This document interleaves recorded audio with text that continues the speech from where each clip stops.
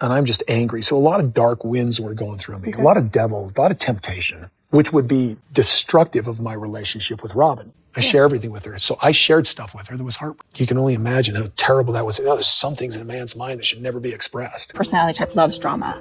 They love drama. They love talking about their drama.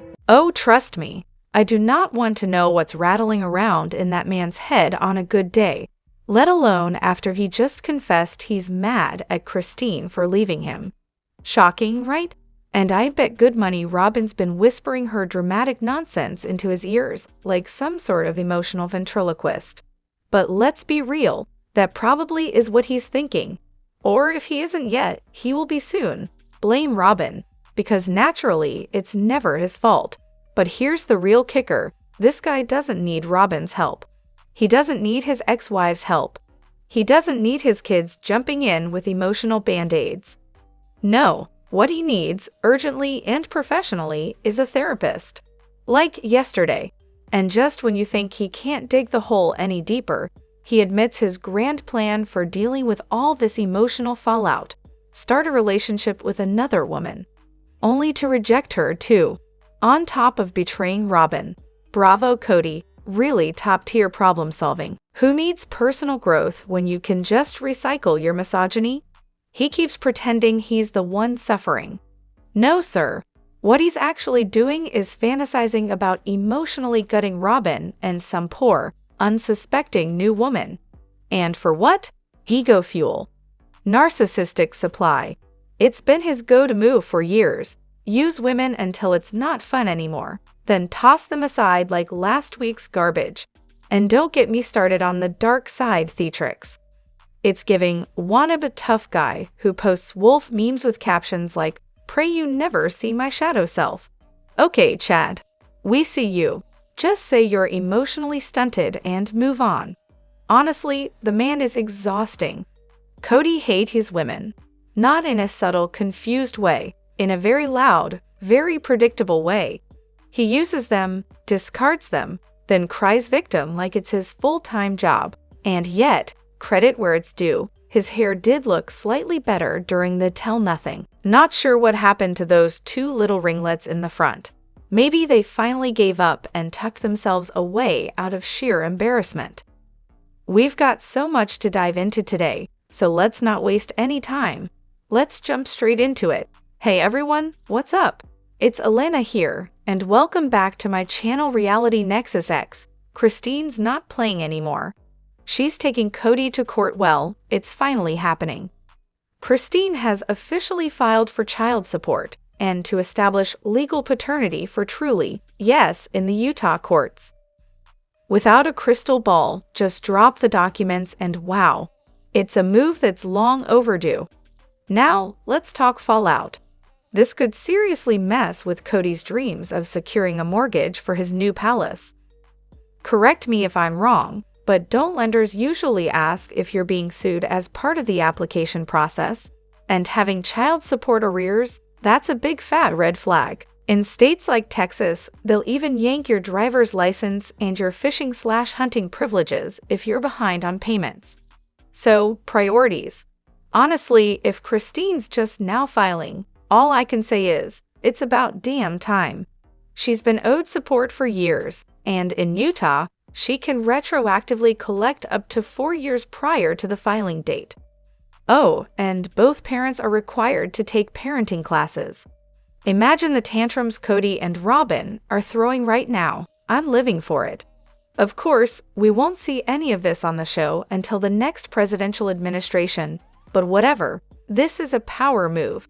And let's be real, even if Christine doesn't need the cash, it can go straight into a college fund, a wedding fund, a house fund, anything Truly needs.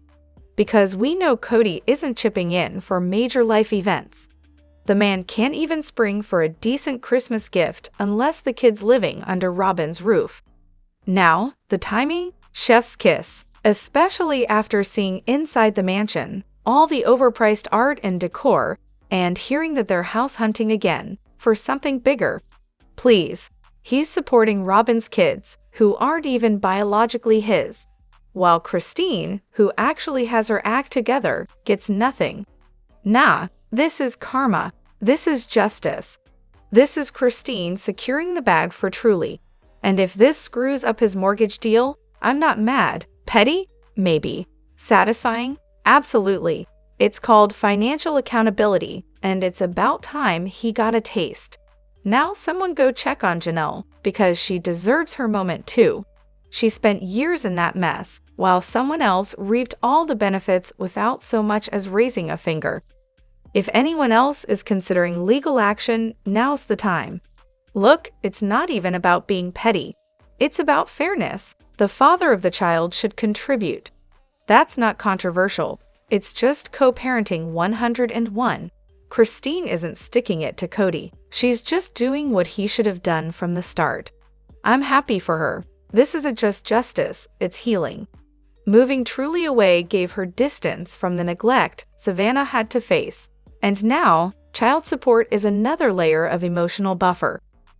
When she sees her siblings getting nice things from Kody, she'll know her mom made sure she had what she needed too. Side note, apparently Mykelti was the go-between, helping with drop-offs for Kody's visits. But with her out in North Carolina now, there's no buffer left.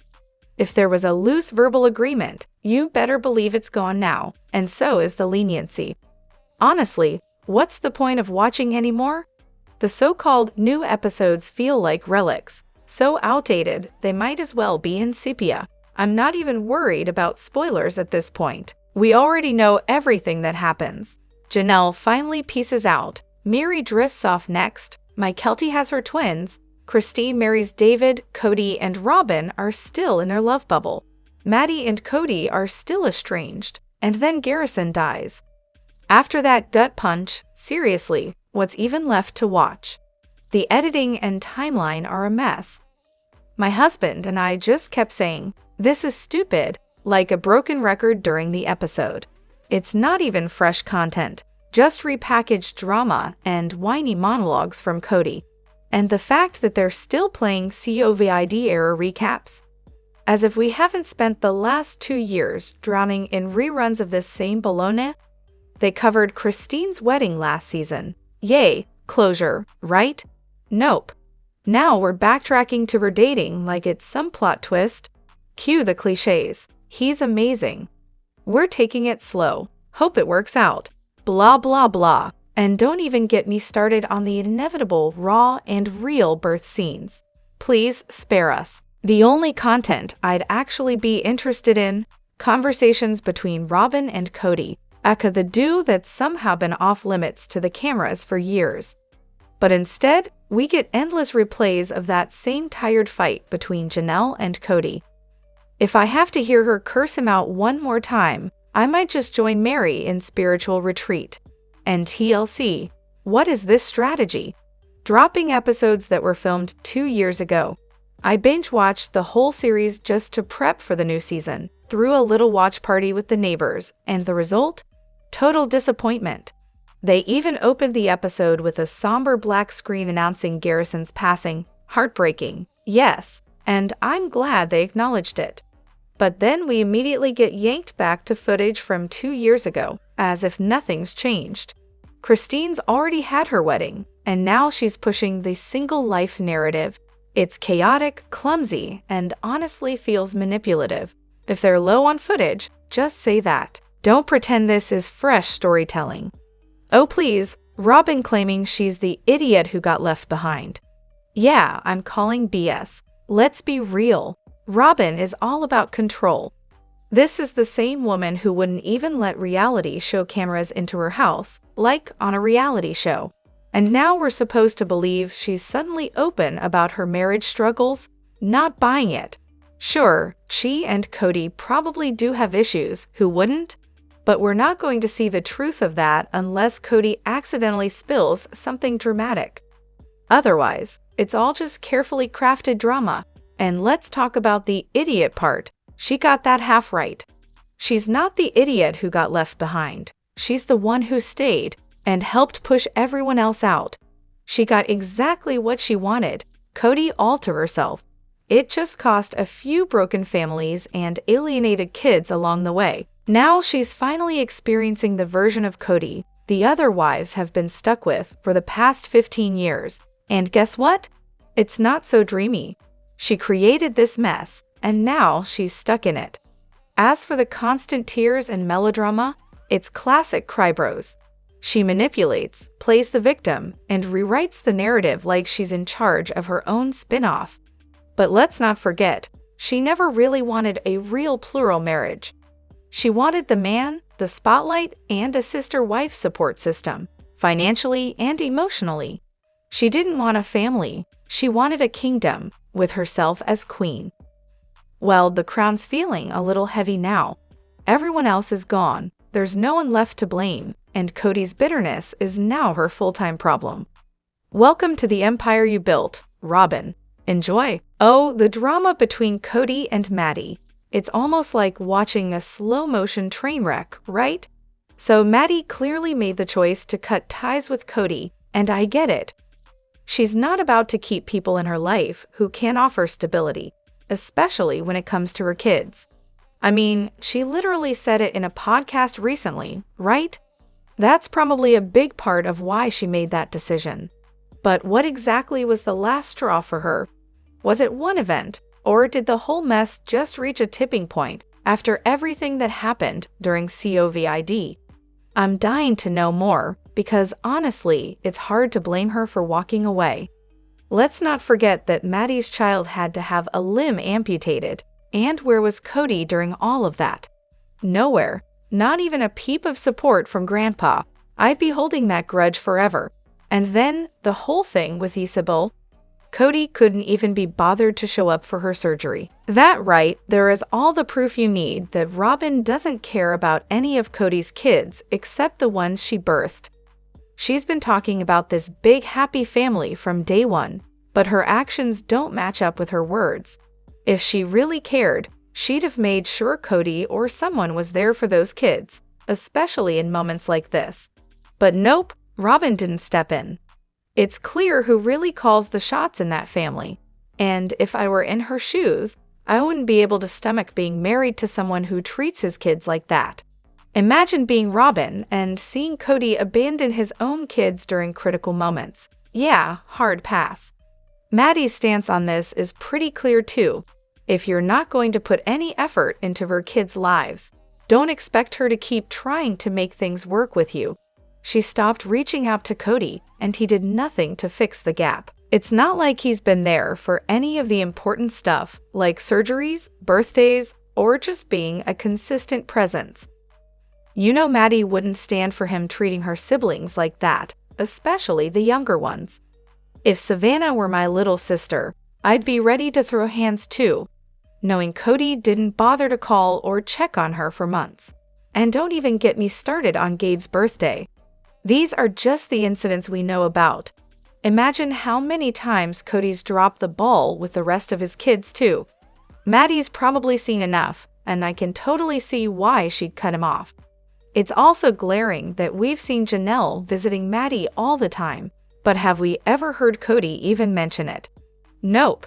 The dude made no effort to see her, and if she was the one always reaching out to him, that's just sad. And if he's this absent with his own kids who live minutes away, just imagine how little he's involved in the lives of his grandkids who are literally across the country.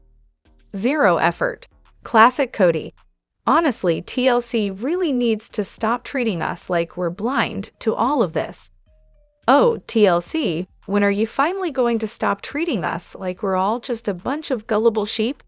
Let's be real. Sister Wives fans are some of the most dedicated viewers out there. We've been following these people's drama for over a decade, investing time and energy into their lives. And yet, TLC has no problem bombarding us with the same flashbacks every season, forcing us to relive the past 600 times. But when it comes to Kody and Robyn spinning their little web of lies, suddenly those flashbacks are nowhere to be found. You know, the ones where Kody swore he was in love with all his wives, or the time he forgot to take that personality test, but magically did it on camera. Where are the receipts, TLC? How about showing Kody that lovely clip from the last tell-all where he apologized to his sons and claimed he'd do things differently? Fast forward to now, and surprise, he's done absolutely nothing to fix those relationships. Let's see that footage again and ask him what happened, huh? Sister Wives has been pulling in massive ratings for TLC, so why do they keep coddling Kody and Robyn like they're royalty? These two are constantly lying, but TLC keeps glossing over it with more of the same old flashbacks that never seem to show anything remotely negative about them. Seriously, why didn't they air that moment where the kids confronted Robyn about that text exchange? The one where they basically said, "You know what, Robyn, have him." I'd love to see how she would have responded to that. And yet, every reunion or tell-all, Kody and Robyn get treated like delicate flowers. Other reality shows bring out the receipts, they show the brutal clips, and the tough questions come flying. But Kody and Robyn? Nope, they get a pass, and I've heard it's because they're allegedly allowed to opt out of certain discussions. Apparently, TLC is terrified they'll walk off if pressed. Oh please, let them walk. They're not leaving that paycheck behind, and we all know it. In the immortal words of Kody himself, suck it up, buttercup. Either face the music or kiss that paycheck goodbye. Bye-bye. So Janelle left because her kids were telling her she deserved better. Sure, let's go with that. Honestly, I could have seen her sticking around forever, just quietly accepting less and less, if her grown kids were fine with it. The fact is, once her kids started speaking up, it probably hit her that she had no reason to keep playing the happy family game. You know, as your kids get older, their opinions matter more. And I think Janelle cared more about what they thought than what Kody or even herself thought. For a long time, she put up with being treated like second class. Why? Because, in her mind, Kody was a good dad. Sure, he was a terrible husband, but at least he could be counted on to show up for the kids. Then, of course, he pulled his usual stunt by publicly tearing into her children, especially Savannah. He practically ignored her over Christmas while he was busy spoiling Robyn's kids with motorbikes. That's gotta sting. I mean, can you even imagine how furious Janelle must have been? She spent years making excuses for him, chalking it up to his bad husband skills, but at least he was good at fatherhood. At least that's what she told herself. But once her kids started calling out Kody's behavior, she had nothing left to cling to. Why stick around when even her own kids think he's a total joke? Janelle finally left because of how Kody treated her kids, especially Savannah, Gabe, and Garrison. She sided with her kids, especially after the constant fighting with Kody. And let's not forget, Savannah wasn't even being combative with him. She was just existing, and Kody couldn't handle it. Shunning her over Christmas, that was the tipping point. The birthday date, just a nice little goodbye ritual, letting Kody know the marriage was well and truly over. Janelle, as we all know, seemed fine with being stuck in this half-marriage, this part-time arrangement. But surprise, surprise, it was Kody who actually wanted a full-on relationship. Too bad that was never going to happen. Oh, it's disrespectful, huh? I've never yelled at my TV as much as I did watching Kody and Robyn in the latest episode. Robyn, the queen of manipulation, is out here demanding one last audience with the OG3 so she can finally be happy. Newsflash, Robyn, if all the wives on camera tell you to go be happy, maybe you should take the hint. They left you, remember? And Kody's tantrum about Christine leaving. Please. The guy didn't love her, yet he's acting like a scorned lover. Classic bruised ego behavior. And my Keltie, she's got a point. How exactly does supporting her mom in this crucial moment count as betrayal? If anyone needs to move on, it's definitely Kody. Oh, and let's not forget Robyn's idea of disrespect. She didn't think it was disrespectful blowing up Kody's phone every time he stayed at another wife's house. That was fine, right? She just wants everything off camera, so she can spin her lies in peace. If it feels disrespectful, it's probably because it is. Let's get real. Robyn spent 18 seasons being the other woman. She didn't just join the family, she destroyed it. She wrecked relationships, messed with her kids' bond with their dad, and basically tarnished all the happy memories. So when she says, "I wish you well, have a nice life," that's honestly the most gracious thing she's ever going to hear from the OG3, and frankly, it's more than she deserves.